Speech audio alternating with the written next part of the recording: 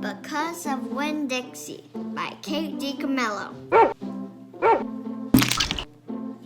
Chapter 18. When we got to Gloria Dump's, I told her I had 2 surprises for her and asked which one did she want first, the small one or the big one. "The small one," said Gloria. I handed her the litmus lozenge and she moved it around in her hands, feeling it. "Candy?" she said. "Yes ma'am," I told her. "It's called the litmus lozenge." "Oh Lord, yes! I remember these candies. My daddy used to eat them." She unwrapped the litmus lozenge and put it in her mouth and nodded her head. "Do you like it?" I asked her. She nodded her head slowly. "It tastes sweet. But it also tastes like people leaving." "You mean sad?" I asked. "Does it taste like sorrow to you?"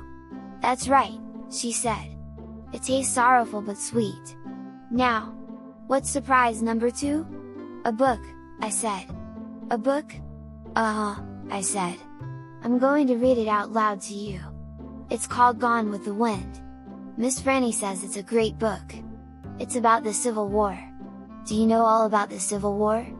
"I have heard it mentioned a time or 2, said Gloria, nodding her head and sucking on her litmus lozenge. "It's going to take us a long time to read this book," I told her. "There are 1037 pages. "Whooe, said Gloria. She leaned back in her chair and crossed her hands on her stomach. "We'd best get started then." And so I read the first chapter of Gone with the Wind out loud to Gloria Dump. I read it loud enough to keep her hosts away. And Gloria listened to it good. And when I was done, she said it was the best surprise she had ever had and she couldn't wait to hear chapter 2. That night, I gave the preacher his litmus lozenge right before he kissed me goodnight. "What's this?" he said. "It's some candy that Miss Franny's great-grandfather invented. It's called the litmus lozenge." The preacher unwrapped it and put it in his mouth, and after a minute, he started rubbing his nose and nodding his head. "Do you like it?" I asked him. "It has a peculiar flavor, root beer?" I said. "Something else. Strawberry?" "That, too. But there's still something else. It's odd." I could see the preacher getting further and further away. He was hunching up his shoulders and lowering his chin and getting ready to pull his head inside his shell. "It almost tastes a little melancholy," he said. "Melancholy? What's that?" "Sad," said the preacher. He rubbed his nose, "Some more. It makes me think of your mother." Winn Dixie sniffed at the candy wrapper in the preacher's hand. "It tastes sad," he said, and sighed. "It must be a bad batch." "No," I told him. I sat up in bed. "That's the way it's supposed to taste." Litmus came back from the war and his whole family was dead. His daddy died fighting. And his mama and his sisters died from a disease and the Yankees burned his house down. And Litmus was sad, very sad, and what he wanted more than anything in the whole world was something sweet. So he built a candy factory and made litmus lozenges, and he put all the sad he was feeling into the candy. "My goodness," said the preacher. Winn Dixie snuffed the candy wrapper out of the preacher's hand and started chewing on it. "Give me that," I said to Winn Dixie. But he wouldn't give it up. I had to reach inside his mouth and pull it out. "You can't eat candy wrappers," I told him. The preacher cleared his throat.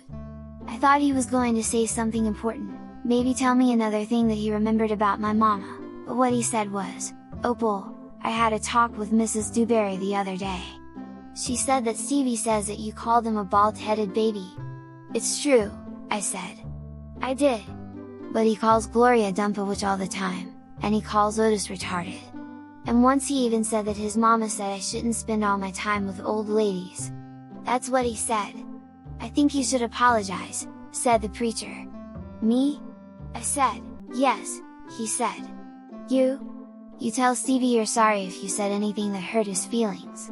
I'm sure he just wants to be your friend." "I don't think so," I told him.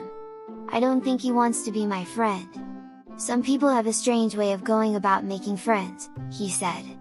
"You apologize?" "Yes sir," I said. Then I remembered Carson. "Daddy," I said, "do you know anything about Amanda Wilkinson?" "What kind of thing?" "Do you know something about her and somebody named Carson?" Carson was her brother. He drowned last year. He's dead? Yes, said the preacher. His family is still suffering a great deal. How old was he? 5, said the preacher. He was only 5 years old. Daddy, I said, how could you not tell me about something like that? Other people's tragedies should not be the subject of idle conversation. There was no reason for me to tell you. It's just that I needed to know, I said. Because it helps explain Amanda. No wonder she's so pinch-faced. What's that? Said the preacher. Nothing, I said. Good night, India Opal, the preacher said. He leaned over and kissed me, and I smelled the root beer and the strawberry and the sadness all mixed together on his breath. He patted Winn Dixie on the head and got up and turned off the light and closed the door. I didn't go to sleep right away. I lay there and thought how life was like a litmus lozenge, how the sweet and the sad were all mixed up together and how hard it was to separate them out. It was confusing. Daddy! I shouted. After a minute, he opened the door and raised his eyebrows at me. What was that word you said? The word that meant sad? Melancholy, he said. Melancholy, I repeated. I liked the way it sounded, like there was music hidden somewhere inside it. Good night now, the preacher said. Good night, I told him back. I got up out of bed and unwrapped a litmus lozenge and sucked on it hard and thought about my mama leaving me. That was a melancholy feeling. And then I thought about Amanda and Carson. And that made me feel melancholy, too. Poor Amanda. And poor Carson. He was the same age as Sweetie Pie. But he would never get to have his 6th birthday party. Because of Winn Dixie by DiCamillo.